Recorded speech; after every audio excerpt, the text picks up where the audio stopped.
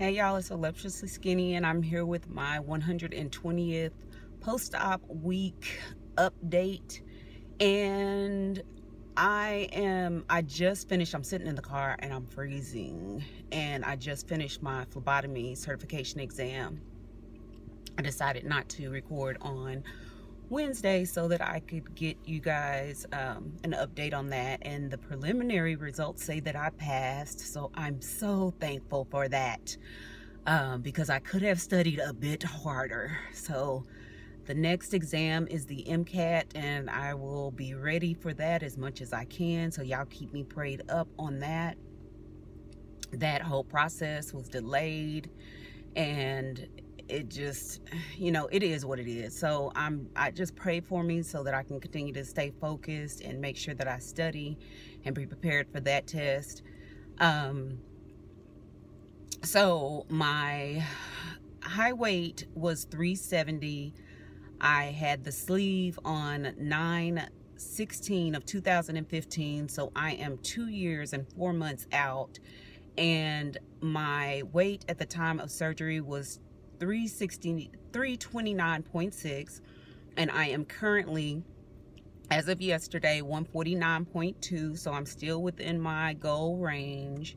I am up a bit because I'm still dealing with a little and I don't want to say it's excuse me y'all, because I'm shaking. It is cold.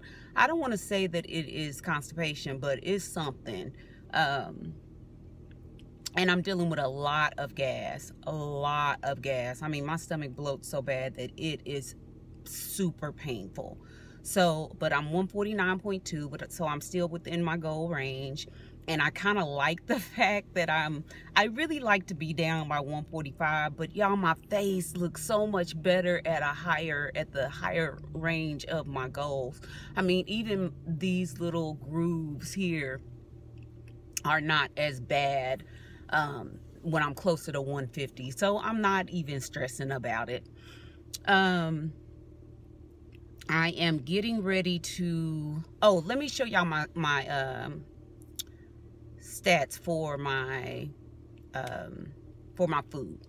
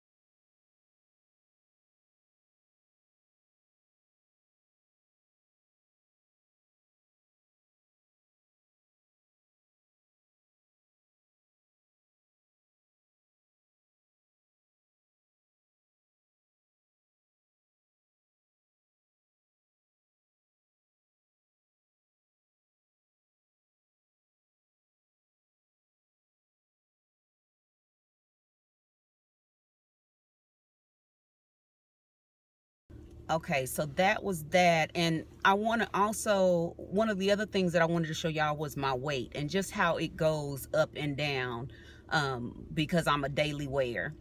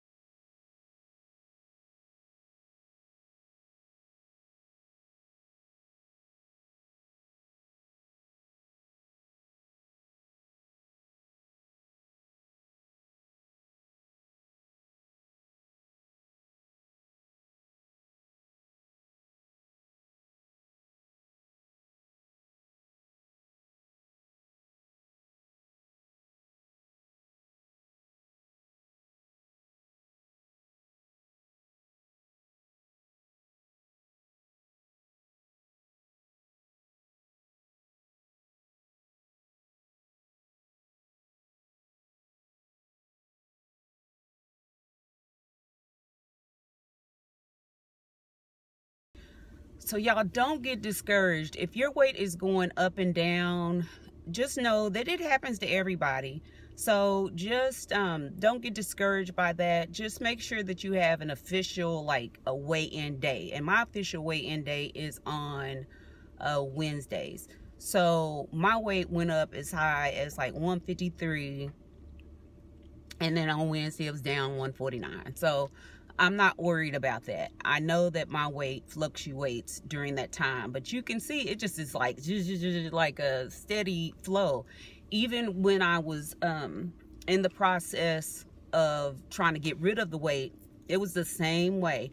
As long as you have like that steady decline, no matter if it's going up and down, just look for that steady decline. That's all you need to worry about, because these are some of the questions that I'm getting about people when they're, you know, asking about weight loss and in the stages that they're in. I haven't gotten many questions on maintenance, but with my maintenance, if you notice, as the incline goes down, it starts to kind of level out and starts to go flat. And so that's kind of the line that you want to look at when you're looking at it overall. But it will go up and down, just like a heartbeat. So that is pretty much it. What is that? A worm? Something just landed on my windshield. So that is pretty much it as far as update. Oh, on Sunday I wore a well, not this past Sunday, but Sunday before last, one of the mothers of the church, she was asking me, she's always asking me about my weight and always asking me about running, and sometimes it's a little irritating. But she's always telling me that I'm, you know, too thin, and the funny thing about it is she's thin. So anyway, the other day she saw me and she was like, "Oh, are you gaining weight?" And I'm like, "Nope, I'm staying the same." I can't remember if I told y'all that or not, but I was just like, really? The other thing that I did tell you guys, that I was a guest speaker at one of the support groups, and one of the things, there was another gentleman that was there who had been maintaining for, I think, 5 years. And one of the things that he said that he did, he said he used to go to the support groups all the time, and he stopped going because there was a woman who I'm trying to turn this up, hopefully it's not gonna be too loud, but there was a woman that he was telling, you know, this is the things that you're gonna have to do after you have surgery. And she was saying, "Well, I'm doing those." And he said he told her, "Well, if you're doing those, then why are you here? You wouldn't need the surgery." And that just kind of threw me off. He wasn't originally on the panel. It was just actually me as a guest speaker for post-op, because it's a small group. And he just happened to be in town, and so he was asked to talk too. And I was just a little put off by that. I am the type of person who I remember my struggle. I remember telling people the things that I was doing, and most of it was true. There were things I didn't share about what I did, which was the binge eating. I didn't share that a lot with everybody, but I did share it with some people. And I just think that it's very rude, somewhat, to tell people what they better do when you were in the same predicament yourself. I think that you can advise people on where they might be as far as this journey and starting this journey is concerned, but you can't just like boldly tell people that's the way it's gonna be. I know that in some of the groups, the Facebook groups that I followed, I've seen where people talk about how other people can't do it, moderation. If they could do moderation, then they wouldn't have been in the situation that they were in to begin with. And so they have to be strict. And that's not true. It depends on your journey and your mindset. There are things that I have to be strict on, but there are things that I modify and I eat sometimes a lot of, or I don't eat a lot of. I made homemade biscuits yesterday. I ate a lot of those biscuits. And But I know that I calculated it all in my Fitness Pal, and when my weight starts to fluctuate or what have you, which is probably why I was 149.2 this yesterday. No, what was I this morning? Yeah, this morning I was up, which is probably why. But anyway, like I said, it's just your journey. You can't tell people exactly what they're going to have to do because everybody is different. And that just makes me so upset that people do that. And it just puts people off, and it makes them not want to come to support groups. It makes them not want to reach out for help. It makes them not want to share their journey. So just be mindful of that. You know, we're all on this journey together, and we all have to be understanding about what it is that we choose to do to make sure that we're successful. There are some things that I tell people when they ask me about my success that I think are general, across the board, helpful for everybody, and that is seeing a nutritionist, finding some support, and tracking your food. Those are 3 things that I think are definitely something that are universal for everybody. And then making sure that you get in your protein, and you probably will have to drink some type of protein drink in order to get in the maximum amount of protein that you need. I still, because I have to try to get in like 100 to 125, which I'm still not making on average per day, I still have to drink a protein drink even though I eat regular food. And so I just want people to be mindful of that, and not to just be judgmental or feel like you've arrived because you had weight loss surgery and you've been successful. You can give people general hints and tips, but that doesn't mean that that's the way it's going to be. So be mindful of that. Be compassionate about where you were and where people are now in their journey, and those people who are getting ready to start, because this is a very scary process. And there were some regrets that I had. Somebody asked me, did I have regrets? There were regrets that I had at the very beginning. Now, no, I don't have any regrets. Am I upset that I have a lot of loose skin? No, I'm not upset by that. Do I like it? Not really. But am I upset by it? No. Am I upset that I may have some loose skin on my face? No, I'm not upset by that. It is what it is. And our bodies will be changing for several years to come until we actually, you know, until we actually kind of obtain some type of homeostasis with our bodies. So we'll be adjusting as we find how we're working out, and it's just, our bodies are going to change over time. Even my loose skin is going to change. It'll probably tighten up just a little bit more. Will I get rid of all of it? No, I'm sure I won't, not without surgery. But so what? So what? I am the healthiest that I've been. I feel great. I love my body. I look at my body, and I mean, for the most part, I'm pretty good with my body.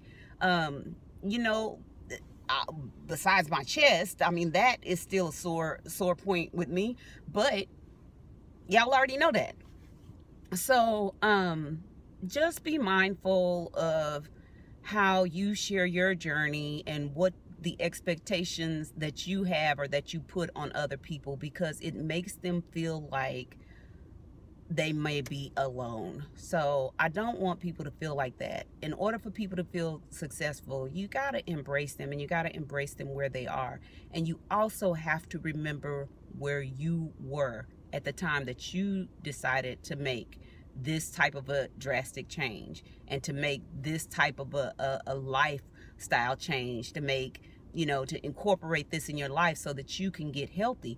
And there are a lot of people who try to, I'm not gonna say a lot of people, but I've seen some people who are regainers, and they're trying to give some major advice to people about it. And I say slow up a little bit, because you know that there's always a challenge. You can still give advice, but be mindful of your struggle as well. Don't try to act like you're not struggling.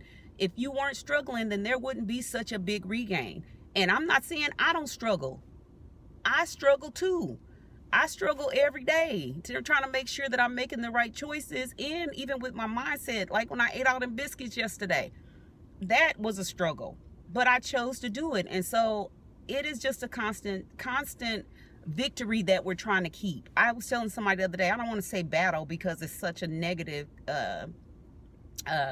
connotation to it, but it's a victory that we've won, and that we're just trying to hold on to. It's like every year that we have a tournament or we have a playoff, you know, or every day is our playoff, so that we can keep our title, keep our reign. So anyway, you guys, I'm gonna get off here because I'm excited about passing phlebotomy, so I want to find a way to celebrate. I think I might treat myself to a movie, which means popcorn.